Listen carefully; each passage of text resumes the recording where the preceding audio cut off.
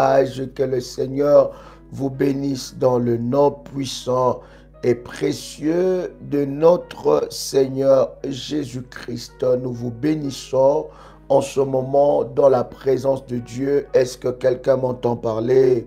Est-ce que quelqu'un me reçoit 5 sur 5? Dites-moi si vous me recevez. Nous voulons avancer, n'est-ce pas, dans la présence de notre Seigneur. Notre Dieu est merveilleux et glorieux pour ce puissant moment qu'il nous accorde dans sa présence. C'est un privilège pour moi de vous retrouver encore en ce puissant moment dans la présence de notre Seigneur. Nous bénissons Dieu pour la présence de chacun alors que vous êtes connectés. Commencez à liker, inviter le frère et ami pendant ces instants de grâce dans la présence de notre Dieu. Est-ce que quelqu'un est connecté? Est-ce que quelqu'un est là? Gloire soit rendue à notre Dieu pour cette grâce. Nous nous sommes fixés rendez-vous, n'est-ce pas, aujourd'hui à 21h dans la présence de notre Seigneur. Est-ce que quelqu'un m'entend parler? Est-ce que quelqu'un me reçoit 5 sur 5? Shalom, de partout où vous êtes connectés, nous vous bénissons dans le nom puissant et précieux de Jésus-Christ. Alléluia, gloire au Seigneur. Nous allons prier Dieu pendant que vous êtes connectés. J'aimerais que vous puissiez répéter après moi avec détermination et puissance. Père éternel, dans le nom de Jésus-Christ, je crois dans mon cœur et je confesse de ma bouche que le Seigneur Jésus-Christ est mort à la croix de Golgotha. Après 3 jours, il est ressuscité d'entre les morts et assis à la droite du Père. Par cet acte divin, moi, qui crois au Seigneur Jésus-Christ, je suis sauvé, je suis devenu enfant de Dieu, héritier de Dieu et co-héritier avec Christ. Jésus-Christ m'a sauvé de la puissance du péché. Il m'a délivré de toute forme de malédiction. Toute forme de malédiction dans ma vie, je transforme en bénédiction au nom puissant et précieux de Jésus-Christ. En Jésus-Christ, j'ai le pouvoir sur Satan le diable. Satan le diable viendra vers moi par un seul chemin, mais il fuira par 7 chemins. Satan le diable me fera la guerre, mais il ne me vaincra jamais. Au nom puissant et précieux de Jésus-Christ. En Jésus-Christ, je suis toujours la tête et non la queue. Je suis toujours en haut et non en bas. Je suis toujours le premier et non le dernier. La grâce de Dieu me distingue parmi plusieurs dans ma génération. Au nom puissant et précieux de Jésus-Christ.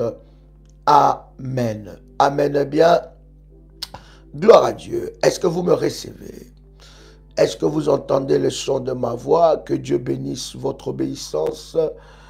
Merci, n'est-ce pas, de liker la vidéo et d'inviter le frère et ami pendant ces instants de grâce. Je suis convaincu que Dieu nous fera du bien. L'Éternel Dieu sera notre force et sera notre bouclier pendant ce moment dans la présence de notre Seigneur. Je voudrais prendre avec vous ces textes, ce puissant texte que nous allons lire, n'est-ce pas, ensemble. Nous sommes dans Genèse, le chapitre 49. Genèse, le chapitre 49. Est-ce que quelqu'un a trouvé Genèse, le chapitre 49? Alléluia. Et nous commençons par le verset 8. Genèse, chapitre 49, et on commence par le verset 8. La Bible dit, Judas tu recevras les hommages de tes frères. Alléluia. Ta main sera sur la nuque de tes ennemis. Les fils de ton père se prosternera devant toi. Judas est un jeune lion. Tu reviens du carnage, mon fils. Tu déploies les genoux. Il se couche comme un lion, comme une lionne. Qui le fera lever? Est-ce que quelqu'un est là? Est-ce que quelqu'un m'entend? C'est très important. Partagez le lien, commencez à partager le lien et invitez une personne, n'est-ce pas, pendant ce moment dans la... Gloire soit rendue à Dieu. Gloire à Dieu. Dites-moi si vous me recevez 5 sur 5, nous avançons. Dites-moi si vous me recevez 5 sur 5, nous avançons. Si c'est 5 sur 5, dites-moi 5 sur 5 et nous avançons dans la présence de Dieu. Gloire à Dieu. Gloire au Seigneur. Est-ce que vous me recevez 5 sur 5? Alléluia, alléluia. Si c'est 5 sur 5, vous me dites 5 sur 5, on avance. Gloire au Seigneur. Alors, partagez le lien, commencez à liker et nous avançons. Gloire au Seigneur. Alors, Genèse, le chapitre 49, je disais, Genèse 49, et nous lisons à partir du verset 8. La Bible est en train de dire, Judas, tu recevras les hommages de tes frères. Merci de partager le lien dans le groupe et dites que nous sommes de nouveau en ligne. Judas, tu recevras les hommages de tes frères. Ta main sera sur la nuque de tes ennemis. Les fils de ton père se prosterneront devant toi. Judas a reçu, vous savez, Judas était les fils. Là, nous ne parlons pas de Judas avec S, mais nous parlons de Judas sans S. Et Judas était parmi les fils de Jacob.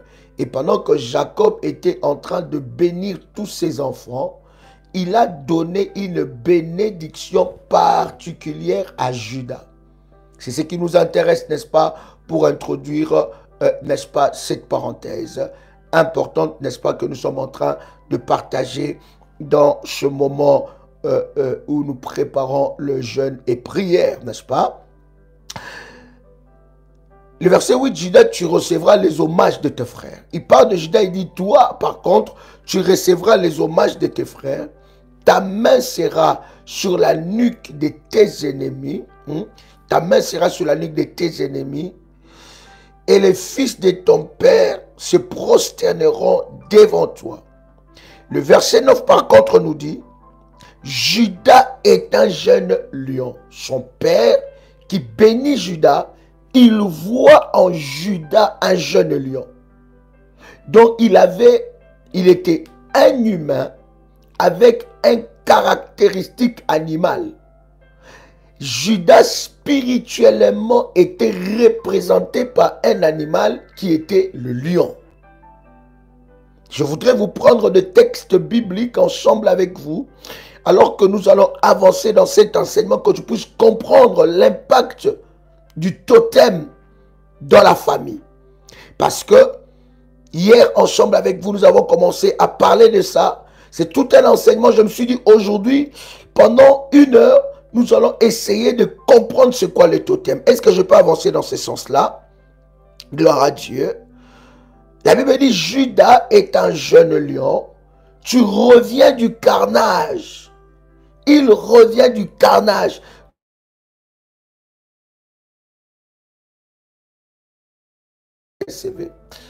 Waouh, quelle perturbation de réseau. Mon Dieu. Seigneur, merci. Merci Saint-Esprit, tu es là. Likez massivement. Alléluia. L'ennemi n'est pas content, mais il est vaincu au nom de Jésus-Christ. Amen. Bien. Alors, la Bible est en train de dire quoi? La Bible dit, Judas est un jeune lion. Tu reviens du carnage. Pas un jeune lion en repos, mais un jeune lion qui revient du carnage, qui revient du travail.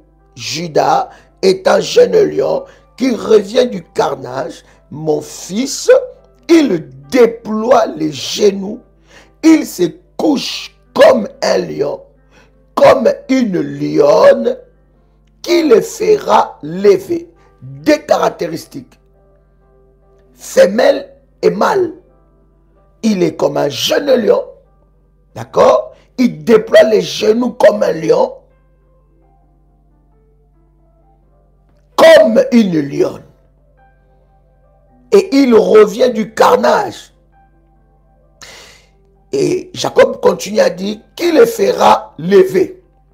Ça veut dire qu'il enlèvera de son trône, qu'il enlèvera de sa place, qu'il enlèvera de sa position.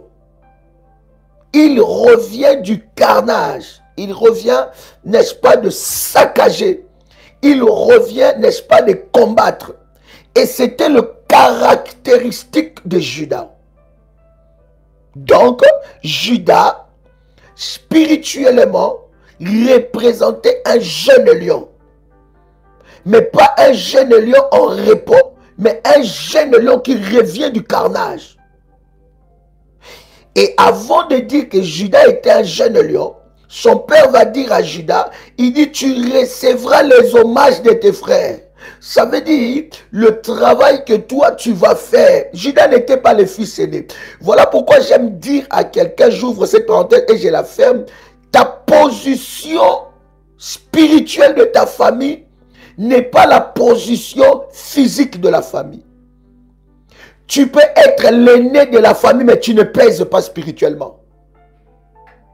Tu peux être le deuxième de la famille, mais spirituellement, tu n'as pas de poids. Mais tu peux être le 5e, le 7e, le 8e, le 11e pour des familles nombreuses. De la famille, spirituellement, tu pèses. Est-ce que jusque-là, ça va, je peux avancer? Je voudrais avancer ensemble avec vous. Dites-moi si je peux avancer. C'est très important. Il commence à dire à Judas, il dit, Judas, tu recevras les hommages de tes frères. Donc cela ne dépendait pas de la position qu'ils occupaient physiquement dans la famille. Si Judas n'était pas le fils aîné, cela ne dépend pas de la position que Judas occupait dans la famille physiquement. Mais spirituellement, Judas pesait. Alléluia.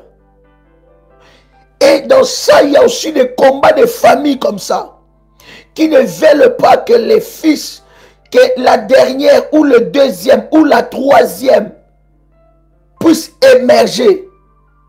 Donc je répète, tu peux être l'aîné de la famille, mais spirituellement tu n'es pas l'aîné. Tu peux aussi être le cadet ou la cadette de la famille, mais spirituellement tu n'es pas la cadette ou le cadet. Alléluia. Donc la position physique que tu occupes dans la famille, ce n'est pas la même position spirituelle que tu as dans la famille.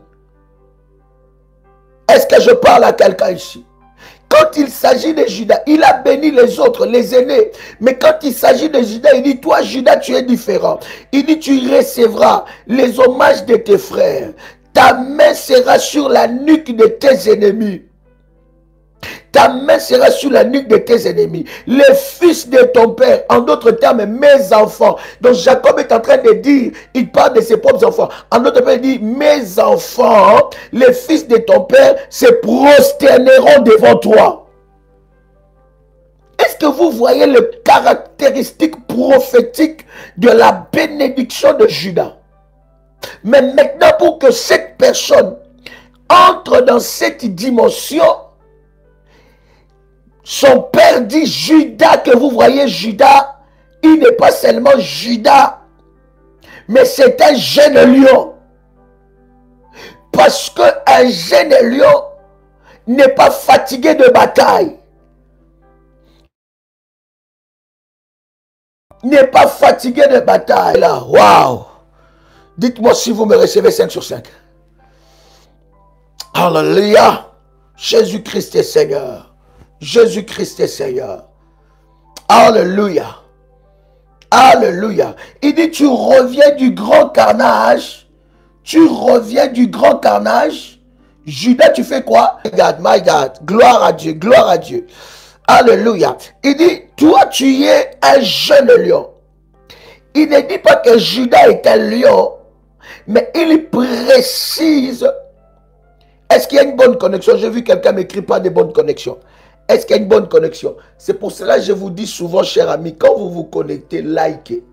Parce que quand nous avons de tels moments, il y a même quelques titres qu'on ne peut pas, quand on écrit ça, il y a on va dire Facebook ou bien YouTube qui regarde bien.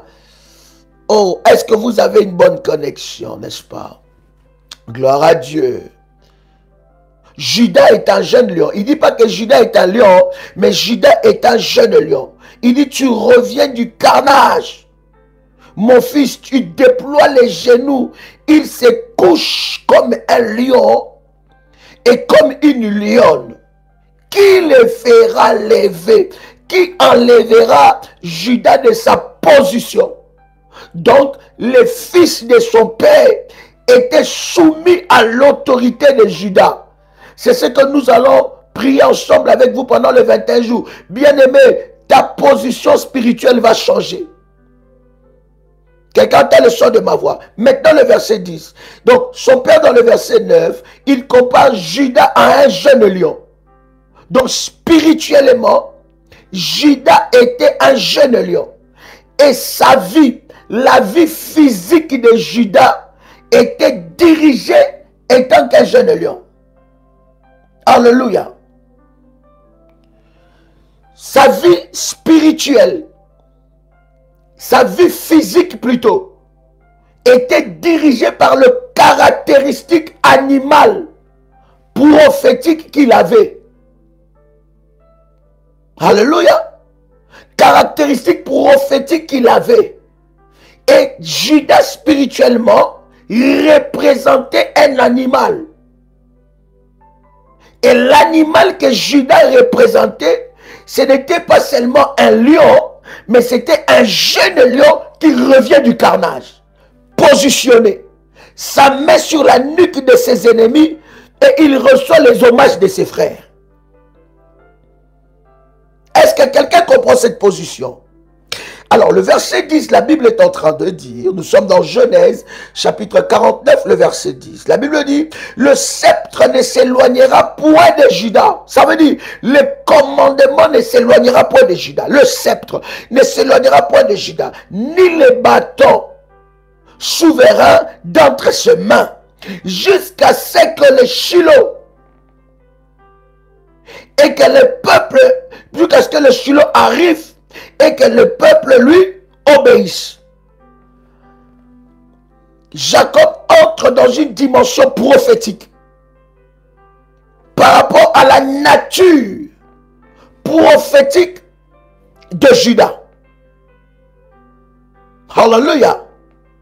Et lorsque vous lisez ensemble avec moi dans Apocalypse, le chapitre 5, le verset 5. Apocalypse chapitre 5 verset 5. Écoute ce que la Bible est en train de dire. La Bible dit ceci. Et l'un de vieillards me dit. Et l'un de vieillards me dit. Nous allons revenir sur le sceptre. Le bâton.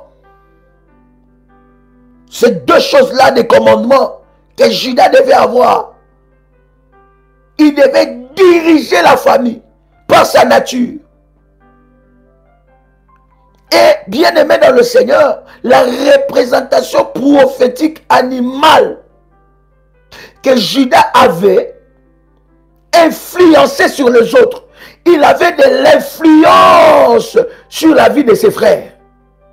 Parce que le fils de son père devait lui rendre hommage. Il devait se prosterner devant lui. Maintenant, lorsque vous lisez Apocalypse chapitre 5 verset 5, la Bible est en train de dire quelque chose de puissant. La Bible dit, et l'un de vieillards me dit, ne pleure point, voici le lion de la tribu de Judas. En d'autres termes, le lion de la famille de quoi? De Judas. Voyez-vous, la tribu de Juda, là d'abord on parle d'un homme. Donne-moi ton attention parce que les choses que nous sommes en train de dire, nous sommes dans une zone hautement prophétique. Si tu loupes ça, bien aimé, tu as loupé quelque chose par rapport au totem. Est-ce que quelqu'un laisse que je peux avancer? Oh my God.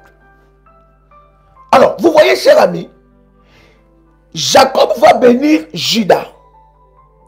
Il va dire que Juda est un jeune lion. Ok? Juda avait la nature d'un lion. Donc, prophétiquement et spirituellement, Juda représentait un lion. Maintenant, lorsque vous lisez Apocalypse chapitre 5, verset 5, la Bible est en train de parler du lion de la tribu de Juda. Donc, la tribu de Juda, toute une tribu plutôt, était représentée par un lion. Et la tribu de Juda n'était pas seulement représentée par un lion, mais la tribu de Juda était représentée par un jeune lion qui revient du carnage. Et tout membre de la tribu de Juda avait la main sur ses ennemis, sur la nuque de ses ennemis. Les frères des membres de cette tribu-là se prosternaient devant eux. Ils avaient la supériorité. Et vous allez vous rendre compte, jusqu'aujourd'hui en Israël, la tribu de Juda, c'est la tribu qui a le sceptre et le bâton. Parce que pendant que Jacob était en train de prophétiser, Jacob avait déclaré que le sceptre et le bâton ne quitteraient pas la main de Juda jusqu'à ce que le Shiloh arrivera. Et vous allez voir que Jésus-Christ est venu de la tribu, de la lignée. Donc, de Juda. Donc, vous voyez, chers amis, donc, la tribu de Juda, spirituellement, était représentée par un animal qui est un lion, un jeune lion qui revient du carnage. Donc vous voyez, l'histoire des totems a commencé depuis la Bible. Oh my God. Est-ce que quelqu'un est avec moi ici? My God. Je sens l'Esprit de Dieu faire un travail puissant. L'histoire des totems a commencé depuis l'histoire de la Bible. Donc, la tribu de Juda, toute cette tribu-là, était influencée par la nature des jeunes lions qui revient du carnage. Donc, dans la tribu de Juda, leur totem, c'était le lion. Un jeune lion. Ils avaient la primauté, la supériorité sur la tribu de Dan, la supériorité sur la tribu de Ruben, la supériorité sur la tribu de Benjamin, la supériorité sur toutes les tribus, les 12 tribus d'Israël. La tribu de Juda avait la supériorité. Quelqu'un entend le son de ma voix. Donc, ça nous fait comprendre que nos familles sont aussi représentées par des totems, sont aussi représentées par des animaux ou des animaux. On commence par Juda, dans Genèse 49 que nous avons lu. Il dit Juda est un jeune lion. Ça veut dire que toi, tu dois savoir, tu es qui? Quel animal te représente spirituellement? Et c'est là où il y a des choses qui se passent. Parce que, écoutez-moi, quelqu'un... Non, je vais doucement. Vas-y doucement, Joël, c'est très important. Apocalypse chapitre 5, verset 5. Oh my God. Je vais aller doucement pour que tu puisses comprendre. Merci Saint-Esprit parce que tu fais comprendre certaines choses dans la profondeur. Bien-aimé, pendant Monsieur modératrice, donnez-moi quelques numéros de téléphone. Pendant ces 21 jours, bien-aimé, nous serons dans une profondeur exceptionnelle de prières, de délivrance. Écoute-moi te dire, bien-aimé, la couronne sera sur ta tête. Chère modératrice, pendant que nous sommes en train de dire, donnez les numéros, donnez ces numéros, bien aimé, prenez ces numéros et appelez, envoyez un message par WhatsApp et les modératrices vous enverront les recommandations pour que vous soyez inscrits dans le groupe. Plus 225 05 75 37 03 36. C'est très important, cher ami, parce que les lives de prière, de service que nous allons faire pendant les 21 jours se passera en privé, cher ami, et ça sera puissant. Hey my God, est-ce que quelqu'un avec moi ici? Est-ce que quelqu'un avec moi ici? Et nous allons parler ici par la grâce de Dieu, comment est-ce que tu peux retrouver les totems de ta vie, les totems qui représentent ta famille. Plus 596 696 20 77 58. Écoutez bien. Psaume chapitre 5 verset 5. La Bible dit, et l'un des vieillards me dit, ne pleure point. Voici le lion de la tribu de Juda, le rejeton de David, a vaincu pour ouvrir le livre et ses 7 sceaux. Il y a des dimensions bien aimées dans la prière. Lorsque vous priez, vous ne voyez pas de résultats. Parce que des fois, les totems qui régissent ta famille bloquent certaines délivrances. Bien aimé, c'est très important. Et ça, c'est une réalité que vous devez comprendre. Et je veux dire à quelqu'un, Jean était en train de pleurer. Il a vu un livre que personne ne pouvait ouvrir, ni de rompre les 7 sceaux. Il n'y avait pas un sceau, 2 sceaux, 3, non, il y avait 7 sceaux. Personne ne pouvait rompre les 7 sceaux. Et la Bible dit, pendant qu'il pleurait, l'un des vieillards vient dire à Jean, il dit, Jean, ne pleure pas. Voici le lion de la tribu de Juda. Pourquoi il ne dit pas? Très important, très puissant RMK. Alléluia. Moïse ne dit pas, Nombre chapitre 21, verset 9. Moïse fit un serpent d'airain et le plaça sur une perche. Ça, c'est encore puissant.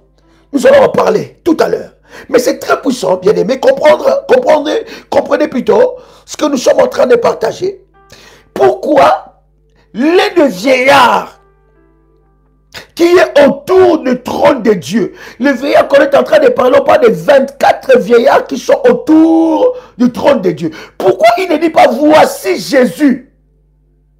Voici Jésus. Parce que celui qu'on parle du lion de la tribu de Juda là, c'est Jésus. Il dit voici Jésus. Les rejetons de David là qu'on parle, c'est Jésus. Pourquoi il ne dit pas voici Jésus? Non, dans cette dimension là, Jésus n'était plus dans sa forme humaine.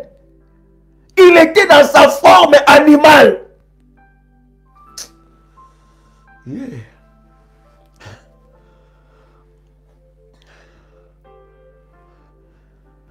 Il y a des visitations prophétiques qui arriveront dans la vie de plusieurs où Dieu entrera dans tes combats en forme animale. Oh my God. Est-ce que quelqu'un est avec moi ici? Dans cette dimension-là, d'ouvrir le livre, d'en rompre les 7 sceaux, Jésus n'était plus dans sa forme humaine. Il n'était plus dans la forme qu'il a vécue pendant, n'est-ce pas, 33 ans sur la terre. Non, il n'était plus dans cette forme. Pendant que Jean était en train de voir cette vision, où il voyait un livre que personne ne pouvait ouvrir. Hey, oh my God. Nous montons dans la haute spiritualité. Nous avons dit que 2023 est une année du surnaturel. Tu dois être surnaturel pour comprendre ce genre de choses. Que Dieu t'amène dans cette dimension, dans le nom de Jésus-Christ. Et pendant que, n'est-ce pas, Jésus, Jean est en train de pleurer dans cette grande vision et révélation.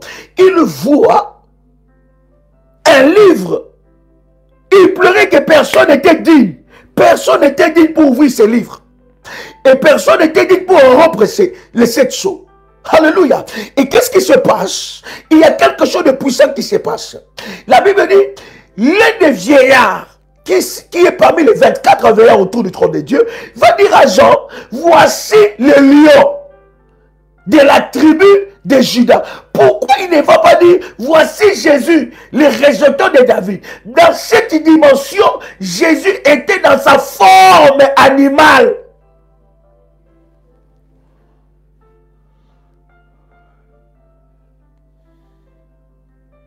Il n'était plus dans sa forme charnelle, humaine, dans la forme que nous avons connue pendant 33 ans sur la terre. Il n'était plus dans cette forme, mais il était dans sa forme animale. Et dans sa forme animale, l'un des veillards va dire à Jean, peut-être que Jean voyait seulement un lion. Il ne savait pas qui était ce lion-là. Mais l'un des veillards va dire à Jean, il dit, voici le lion de la tribu de Judas. Voici le lion de la tribu de Judas. Il parle de la tribu de Judas. Donc la tribu de Judas était représentée par un totem qui était le lion. Et dans la dimension d'ouvrir le livre et de rompre les 7 sceaux, il fallait Jésus, pas dans sa forme humaine, mais dans sa forme surnaturelle animale. Hey. My God. Est-ce que quelqu'un me saisit ici? Est-ce que quelqu'un me saisit ici? Waouh! Est-ce que jusque-là ça va? Est-ce que jusque-là je peux avancer? Quelqu'un comprend quelque chose? Est-ce que je peux avancer? Alors, écoute bien. Michée chapitre 5, verset 8. Michée chapitre 5, verset 8. La Bible est en train de dire, écoute bien, est-ce que jusque-là ça va? Est-ce que vous comprenez jusque-là je peux avancer? Dites-moi si j'avance, on avance. Come on. Hallelujah. Michée chapitre 5, verset 8. Hallelujah. La Bible est en train de dire, le reste, Michée chapitre 5, verset 8. Le reste de Jacob sera parmi les nations, au milieu des peuples nombreux, comme un lion parmi les bêtes de la forêt. Hey. Oh my God. Saint-Esprit, merci. Saint-Esprit, merci. Il dit quoi? Écoutez, regardez cette dimension prophétique. Hein? Il dit les restes de Jacob. Il parle de restes. Pas tous les enfants de Jacob. Il dit, les restes de Jacob sera parmi les nations. Comme parmi les nations, au milieu des peuples nombreux. Comme un lion parmi les bêtes de la forêt. Ça veut dire, les restes de Jacob étaient représentés comme des lions. Et les nombreux peuples étaient représentés comme les bêtes de la forêt. Ils avaient une identité.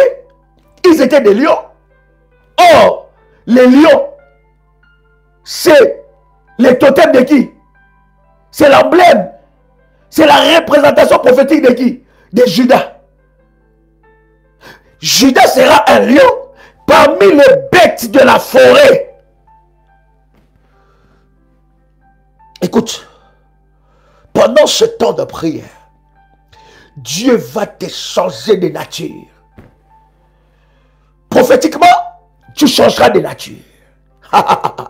Est-ce que quelqu'un est sur le moment? Tu entreras dans une nature, dans la nature prophétique de Dieu. Alléluia. Est-ce que quelqu'un m'entend parler. Je vais poser ce fondement parce que quand je vais commencer à parler des totems, des familles, que tu puisses me dire, mais ça vient encore où? Les totems là, c'est quoi encore? Peut-être que tu as déjà entendu cet enseignement des totems, mais là, c'est la dimension des révolutionnaires. C'est une autre encore dimension. My God. La Bible dit, je continue.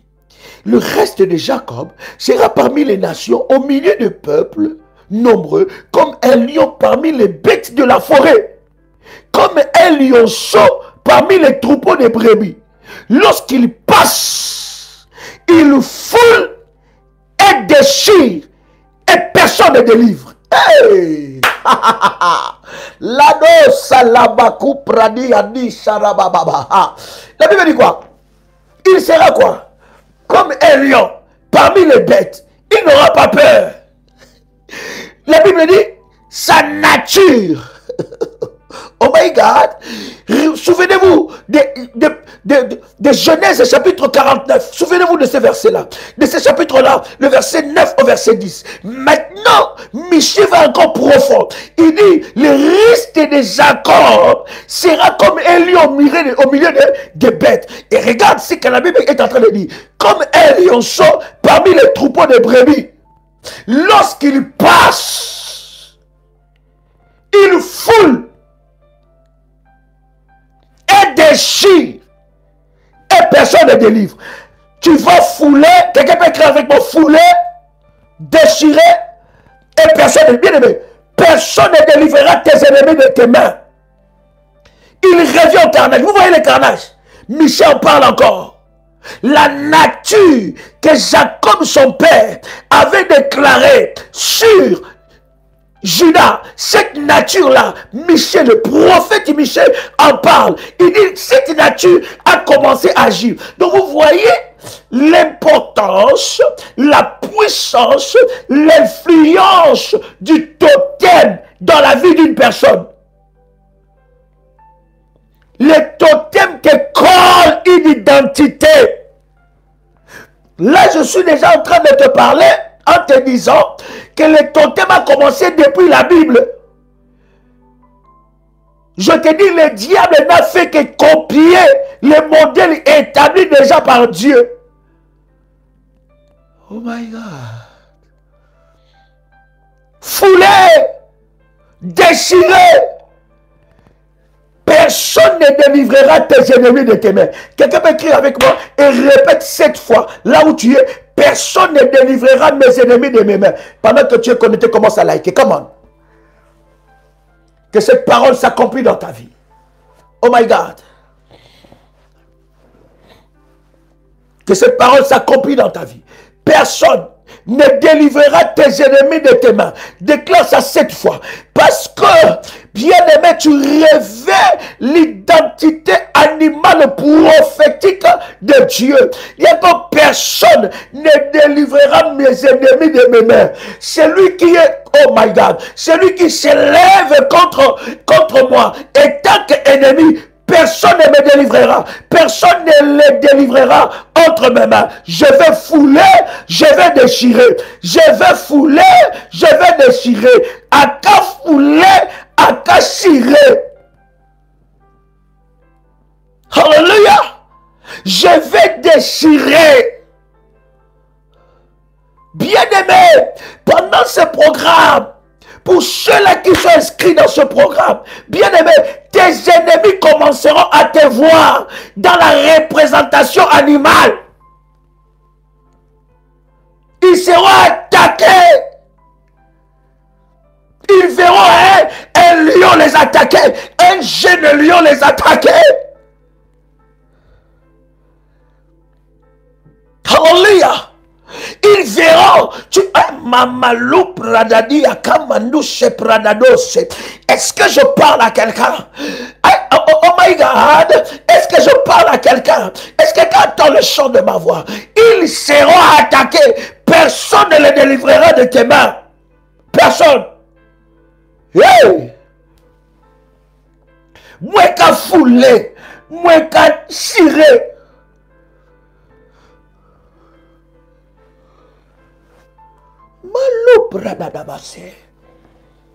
Oh my God. Hallelujah. Avant que nous puissions toucher les totems des familles, vous savez, j'aime poser le fondement biblique lorsque nous parlons d'un sujet aussi profond.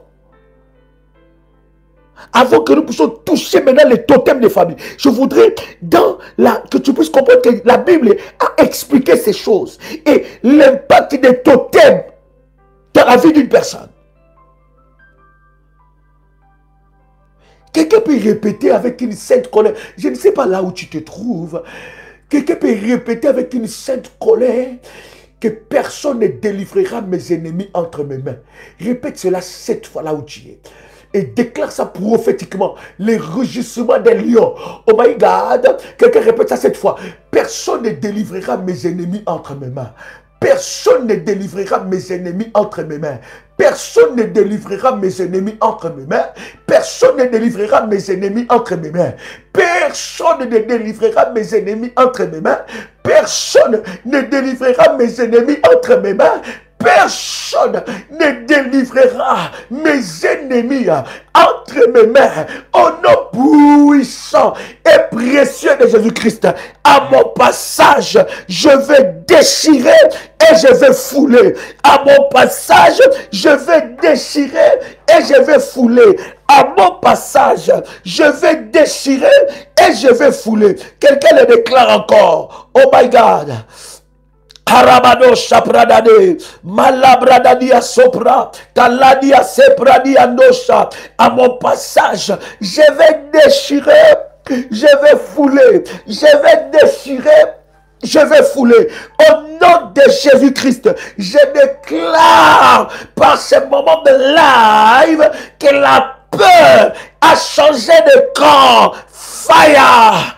Fire, ya, ya, ya, ya, ya, ya, ya, ya, fire, ya, ya, ya, ya, ya, ya, ya, ya, fire, ya, ya, ya, ya, ya, ya, ya, ya, ya, ya, ya, ya, ya, ya, ya, ya, ya, au nom puissant et précieux de Jésus-Christ. Est-ce que je réveille la sainte colère? Oh my God! Est-ce que je réveille la sainte colère d'un enfant de Dieu ici? Oh my God! Est-ce que quelqu'un m'entend parler? Alors, voyez avec moi quelques versets. Oh God, nous voulons avancer, Seigneur. Malusha pradadease. Oh yes. Oh yes. Vous comprenez que dans la dimension du combat spirituel, Jésus peut prendre la dimension, le caractère animal. Alléluia. Alléluia. Hey, personne ne délivrera tes ennemis entre tes mains. Personne. Je disais encore personne. Quelqu'un ne m'a pas saisi, je disais personne. Oh, quelqu'un ne m'a pas saisi, je disais personne. Je disais encore personne. Je disais encore personne. Alléluia. Alors, yes. Comment ça fait monter les fire? Oh my God. Est-ce que quelqu'un est là avec moi? Yes. Gloire à Dieu. Gloire à Dieu. Écoutez, Apocalypse, le chapitre 4, le verset 7. Apocalypse, le chapitre 4, verset 7. La Bible dit, le premier être vivant ressemblait à un lion.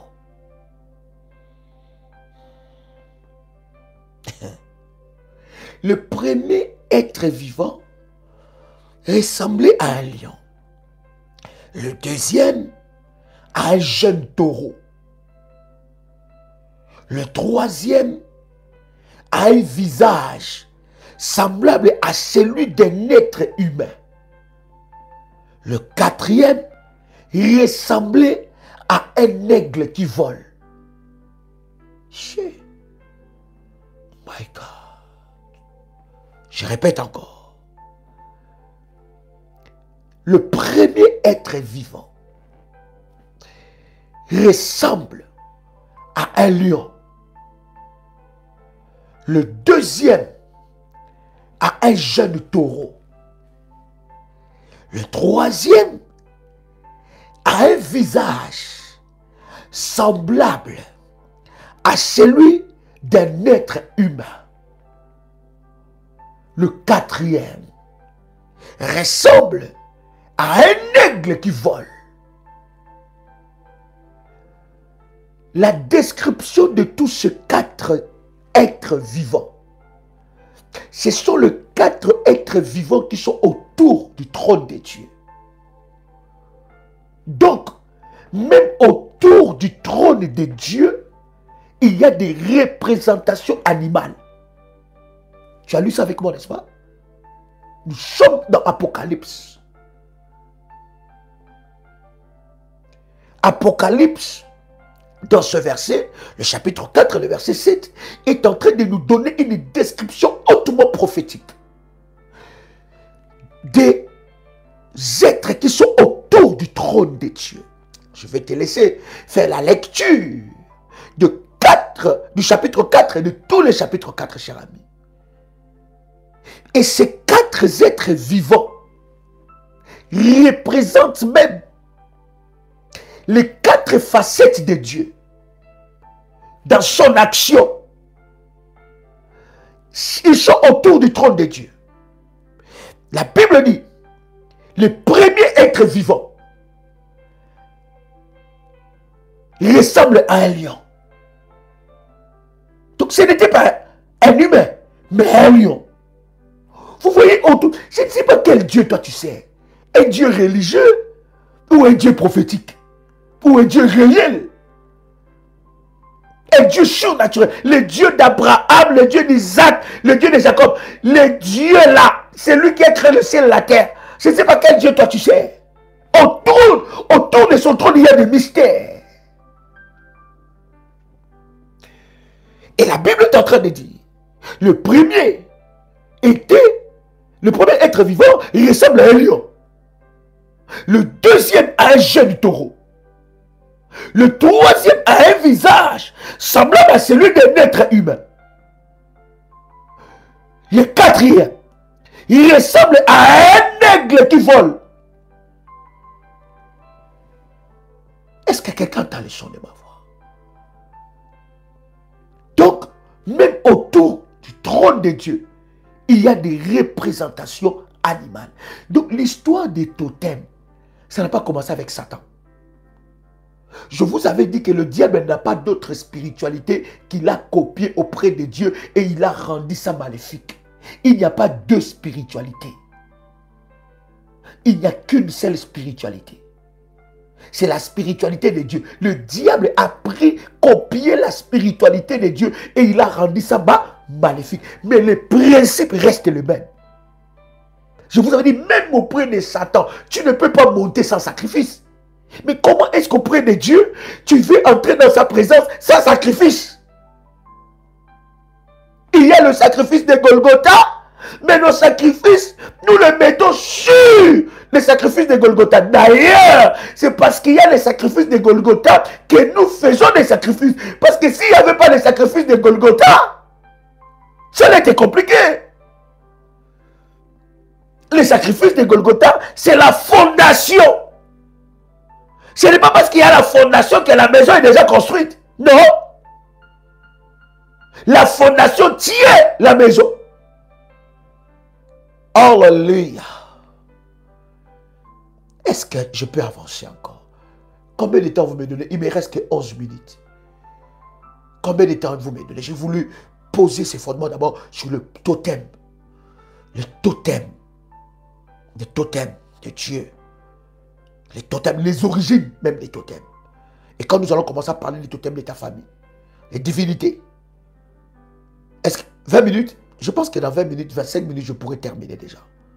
Est-ce que vous me l'accordez? Dites-le moi et on avance. Alléluia. Alléluia. Est-ce qu'on peut avancer? Yes. Oh my God. Je sais que mes enfants sont en train de me regarder. Ils me disent, mais papa, tu nous avais promis qu'on va regarder un bon film ensemble parce que c'est le week-end. Mais laissez-moi partager avec vous ce moment. Le zèle de la maison de Dieu nous dévore et l'amour pour l'œuvre du Seigneur est notre priorité. Donnez-moi 20 minutes, c'est ça? 20 minutes? 25. Gloire à Dieu. On avance. Maintenant, le totem dans sa définition, c'est quoi? Les totems dans sa définition, c'est quoi? Le totem peut représenter, dans sa définition du dictionnaire, peut représenter un animal ou végétal considéré comme l'ancêtre et le protecteur d'un clan. Un animal ou végétal considéré comme l'ancêtre et le protecteur d'un clan. Le totem est un objet de tabou et de devoir particulier. Retenez bien ces choses. Quelqu'un dit 5 minutes. Donc 5 minutes, hein? Ok. Rosalie, donc 5 minutes. D'accord. Ok. On va dire 5 minutes alors. Ok. Donc dans 5 minutes là même, on va même pas, on n'aura même pas, n'est-ce pas, terminé notre temps parce qu'il nous faut 60 minutes. Bon, 5 minutes, on va faire 5 minutes comme Rosalie.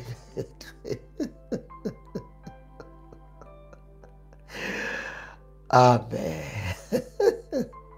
Gloire à Dieu. Revenons. Revenons. Oh yes. C'est vrai que des choses que nous sommes en train de partager à une forte profondeur. Et cette profondeur nécessite, bien aimé, que nous puissions écouter et réécouter le live pour recevoir, n'est-ce pas, la pensée de Dieu. Alors, le totem peut représenter un animal. Mais le totem peut représenter aussi un objet. D'accord? Le totem, souvenez-vous de ce que nous avons dit hier. Nous avons dit, nous parlons du sacerdoce, nous touchons le point du sacerdoce, parce qu'on n'a pas encore touché le trône, on n'a pas encore touché la couronne. Mais on parle du sacerdoce. Parce que pour que le trône puisse, n'est-ce pas, résister, être puissant, il faut un sacerdoce. Et c'est le trône qui amène la couronne. Mais la couronne et le trône dépendent du sacerdoce. Et dans le sacerdoce, nous avons dit que chaque famille a son sacerdoce. Alléluia. Dans chaque famille, il y a un sacerdoce. Et ce sacerdoce-là est voué à une divinité. Donc, dans chaque famille, il y a une divinité. Et cette divinité est représentée par un totem. Cette divinité est représentée par un animal ou un objet. Il y a des arbres même qui représentent un totem. Maintenant, dans la définition du totem, le totem est considéré comme l'ancêtre et le protecteur. Ça veut dire que le totem est un protecteur. Il a une influence. L'ancêtre est le protecteur d'un clan ou d'une tribu, d'une famille, d'un pays, d'une contrée. Vous voyez, cher ami, les totems sont aussi des objets tabous et des devoirs particuliers. Là où il y a un totem qui représente une divinité de votre famille, il y a des devoirs particuliers. Ça veut dire, il y a un culte qui est voué à cet totem-là. Voilà pourquoi nous avons dit, c'est très important de connaître les totems de ta famille. Parce que c'est de là qu'il y a ta délivrance. C'est de là que nous devons attaquer. Quelqu'un a le son de ma voix? Derrière chaque totem, ça c'est la première définition. Nous allons avancer dans la deuxième définition. Retenez quelque chose de puissant. Derrière chaque totem, il y a une histoire. Les totems n'arrivent pas par hasard. Derrière chaque totem, il y a une histoire. Et derrière chaque totem, il y a une alliance. Pour que cet totem ou cette divinité devient l'objet de culte, il y a une alliance qui a été établie. Des générations, plusieurs générations avant vous. Vous ne pouvez pas négliger cela. Si le totem n'avait pas de puissance et de pattes, Jacob n'allait pas dire à Judas, Judas, tu es un jeune lion. Monsieur n'allait pas nous dire que lorsque Judas passe, il foule, il déchire, selon l'identité animale et prophétique qu'il avait. C'est très important. Alors, si chaque famille est représentée par un totem ou par un animal, ça veut dire que chaque personne est représentée par un animal. Est-ce que jusque-là ça va? Est-ce que je peux avancer? Derrière chaque totem, il y a une histoire. Il y a une histoire de nos aïeux, de nos ancêtres, de ceux qui étaient avant nous. Non seulement qu'il y a une histoire, mais il y a une alliance. À côté d'une alliance, il y a aussi un culte. 4 éléments qu'il y a derrière un totem. 4 éléments qu'il y a derrière un totem. Premier élément, une histoire. Deuxième élément, une alliance. Troisième élément, 5 éléments d'ailleurs. Merci, 5 éléments. 5 éléments. 5 éléments qu'il y a derrière. 5 éléments majeurs. Yes. Merci Saint-Esprit. 5 éléments majeurs qu'il y a derrière, n'est-ce pas, un totem. Premier élément, une histoire. Derrière un totem, il y a une histoire. Deuxième élément, une alliance. Troisième élément, un culte. À ce totem-là est une représentation d'une divinité. Et cette divinité est représentée soit par un animal ou par un objet. Et derrière cette représentation, il y a un culte, il y a une alliance. Quatrième élément, il y a un sacerdoce de devoir. Alléluia. Et cinquième élément, il y a un sacrifice. Ces 5 éléments mis ensemble, bien aimés dans le Seigneur, constituent les totems. Donc, comme dans nos familles, il y a des totems, il y a une histoire. Bien aimé, ne néglige pas l'histoire de ta famille. Et c'est très important de connaître l'histoire de ta famille.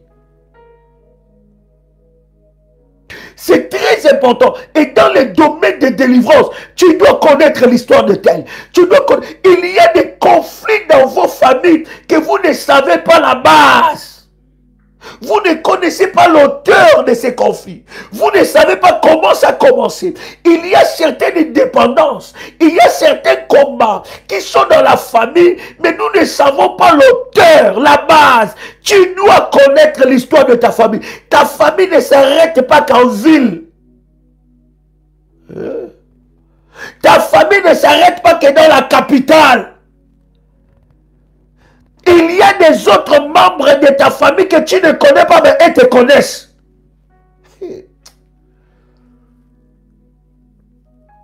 Oh my God.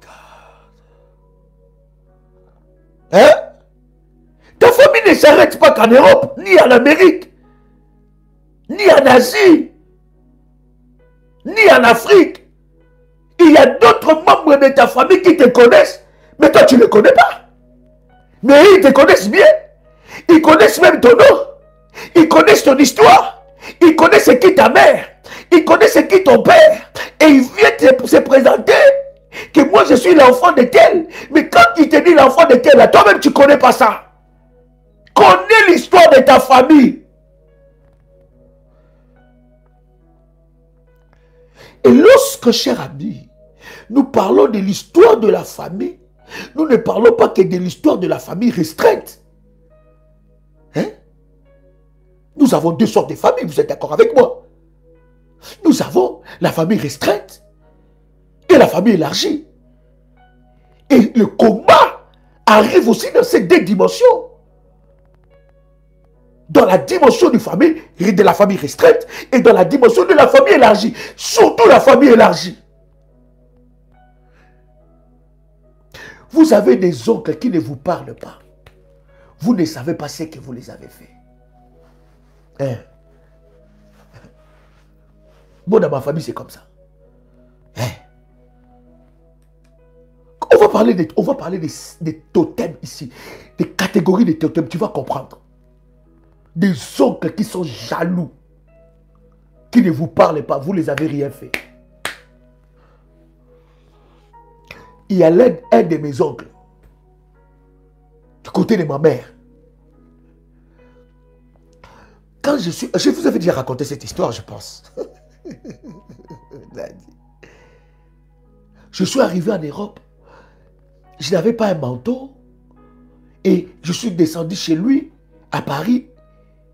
Et il m'a donné une veste, une jolie veste en cuir. C'était un sapeur, je ne sais pas, quelqu'un qui s'habillait avec des habits de marque, des grandes marques. Il m'a donné une veste en cuir. Il m'a fait cadeau. Il m'a dit, prends cette veste. Cette veste-là, il a porté. On a au moins des centaines de photos qu'il a déjà porté cette veste-là. Oui, mon fils Christian, c'est très important. Et après 13 ans ou 14 ans, cet oncle-là m'envoie un message. Tu te souviens encore quand tu étais venu en Europe à l'époque? Je t'avais donné une veste. Est-ce que tu peux me remettre cette veste-là?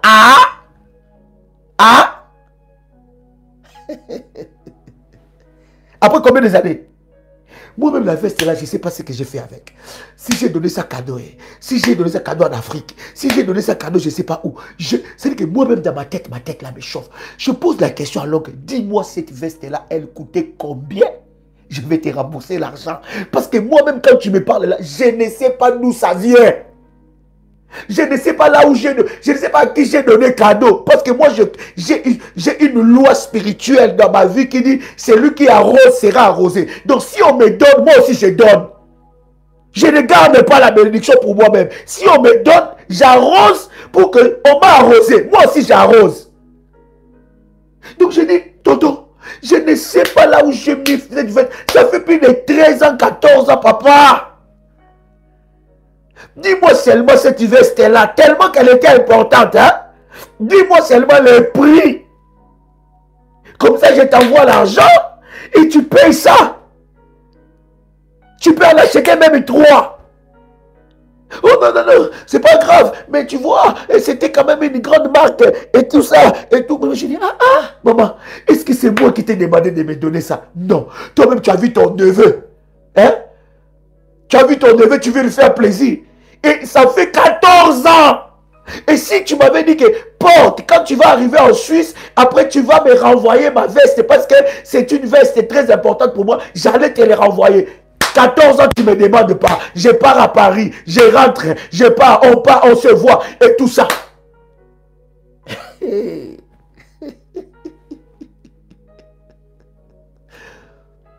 Alléluia. Connaître l'histoire de ta famille, c'est très important. Alléluia. L'histoire de ta famille te montrera C'est pour cela, bien aimé, hein, lorsque tu fais des prières, ne fais pas des prières d'une manière superficielle.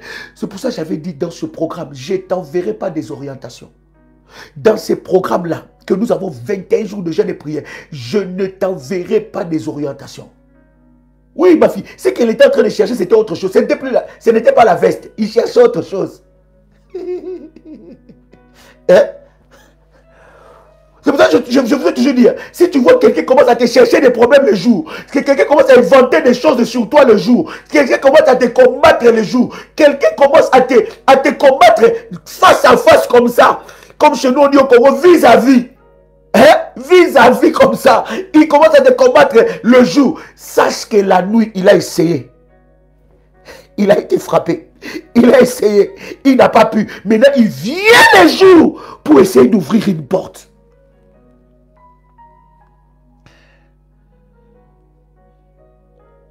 Bien aimé, nous sommes en train de parler des totems ici. Oui, les attaques des chats. Je vais parler de toutes ces choses-là. Nous allons en parler calmement. Sinon, je vais brûler les étapes. Alléluia. Donc, nous allons aller dans cette profondeur-là. Tu dois connaître l'histoire de ta famille. Et même quand tu ne connais pas, cher ami, d'abord renseigne-toi. Ouvre tes oreilles. Oh non, non, moi, ma famille, c'est seulement moi et les enfants, les restes. Bien aimé, toi et les enfants, oui. Mais les influences peuvent venir d'ailleurs. Les influences peuvent venir d'ailleurs. Et tu ne sais pas d'où ça vient. Par rapport à la porte, c'est le totem de la famille. Et des fois, on t'a enseigné sur le totem de famille, mais on ne t'a pas montré comment est-ce que tu peux te déconnecter de ça. Parce que connaître le totem de ta famille va aiguiser même ta façon de prier. Alléluia. L'histoire derrière les totems. Il y a une alliance. Qui avait tissé cette alliance? Quelle est cette génération qui a tissé cette alliance? Peut-être que il y a, vous savez, dans le monde, il y a eu plusieurs transformations, il y a plusieurs déportements, il y a plusieurs déportations plutôt, et il y a plusieurs esclavagismes. Donc les peuples se sont déplacés d'un continent à un autre. Des peuples se sont déplacés de plusieurs continents. Il y a eu des dominations, il y a eu l'esclavage, mais bien aimé, il y a une lignée. Lorsque tu suis la lignée, tu vas comprendre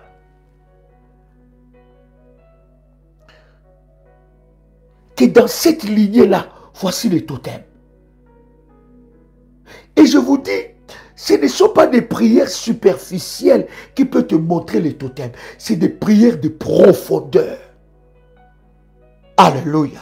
Parce que les totems ne se dévoilent pas comme ça facilement. Non. Les caractéristiques de ces totems ne se dévoilent pas aussi facilement. Parce que c'est ces totems-là qui conduisent les vies des gens. Il y a des obligations, il y a des cultes, il y a des alliances, il y a un sacerdoce. Et dans le sacerdoce, il y a des sacrifices. Non seulement il y a des sacrifices, mais il y a des prêtres qui servent sur ces autels. Et qui rendent un culte à cet autel-là.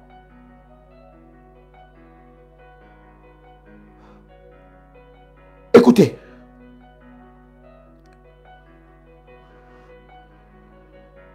Deuxième définition de totem. Un être. Parce que nous allons comprendre aussi. Le totem, ce n'est pas seulement un animal. Pas seulement un objet. Mais il y a des êtres humains qui représentent des totems. Eux-mêmes, c'est un totem. Lui-même, c'est un totem.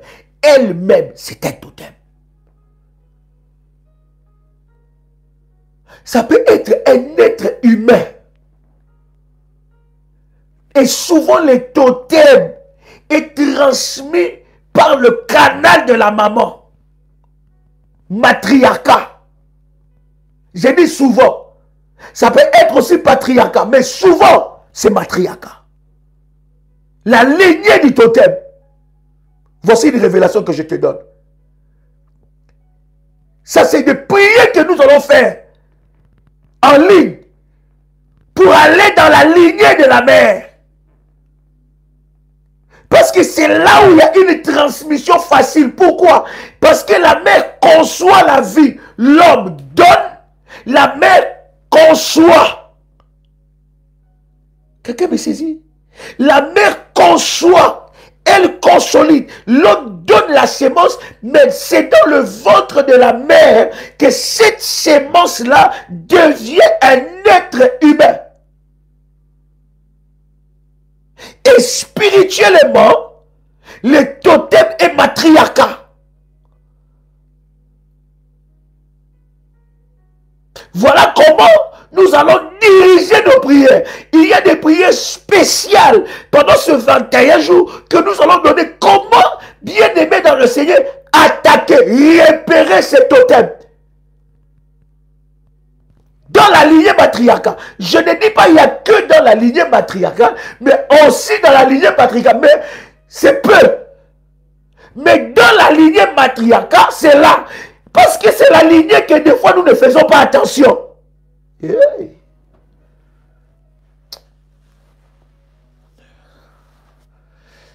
Non, bien aimé, je dois aller doucement parce que cet enseignement est puissant. Hein? Alléluia.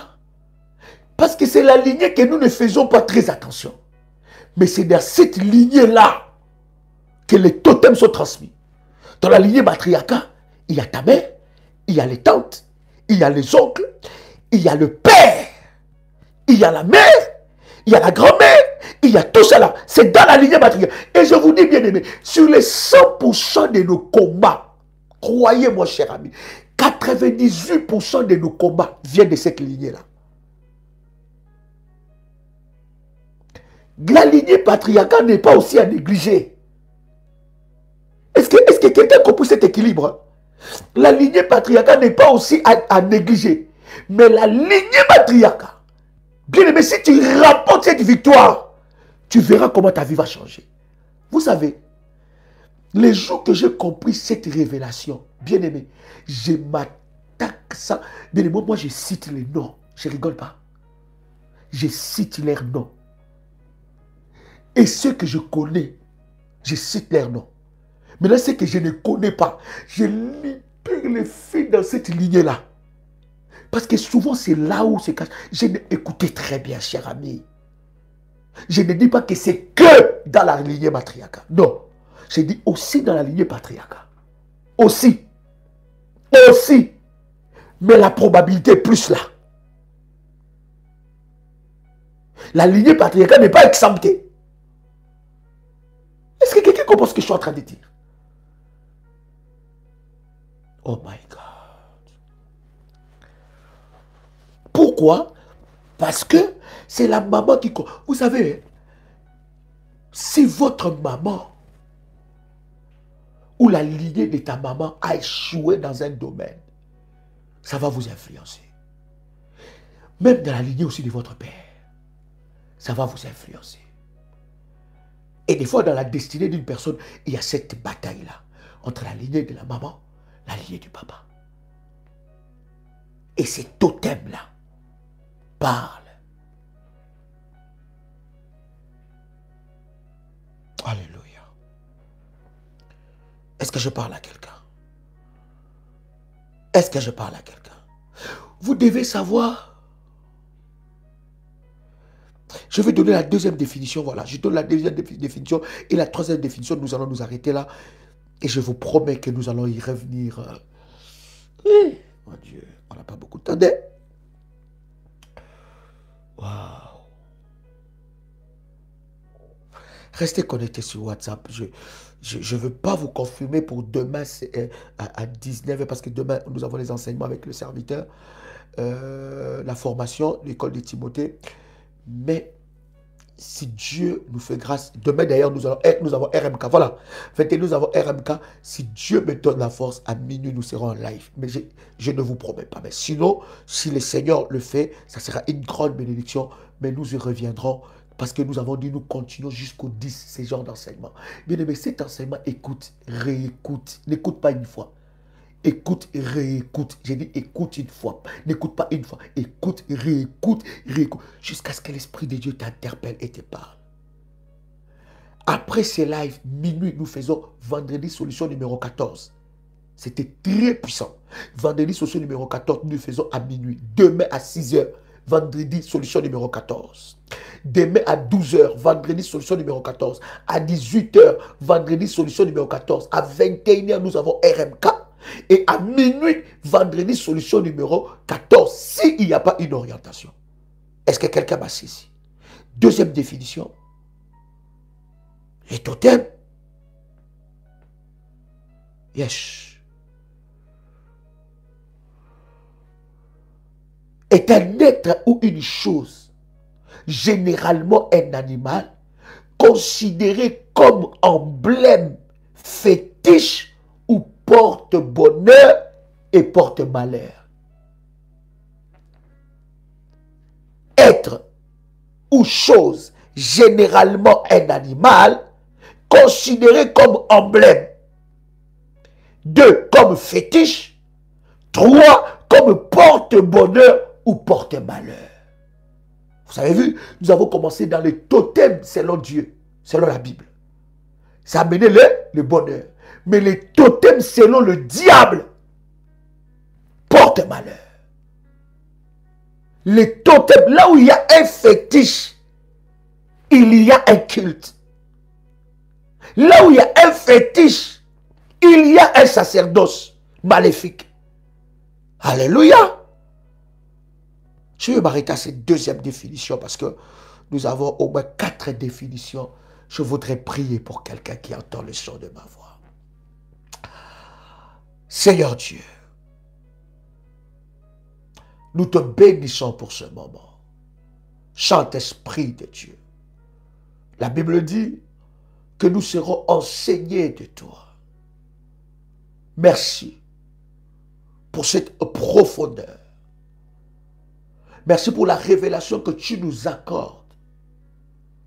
Merci de glorifier ton nom et de manifester ta gloire dans la vie des révolutionnaires qui étaient connectés.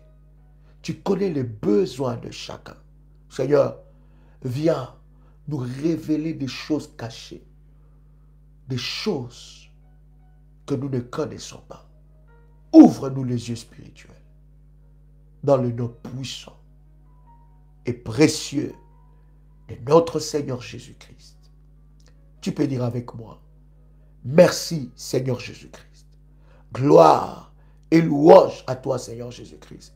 Victoire à toi Seigneur Jésus-Christ. Honneur à toi Seigneur Jésus-Christ. Amen. Amen. Amen. Chers révolutionnaires, c'est un privilège pour moi de partager avec vous ce puissant moment dans la présence de Dieu. Ce dimanche, nous sommes à Paris, 10 rue Félix Piat, Champigny-sur-Marne, à 16 h, pour des moments d'exception dans la présence de notre Seigneur.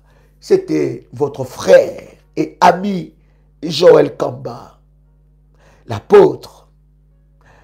Shalom chez vous.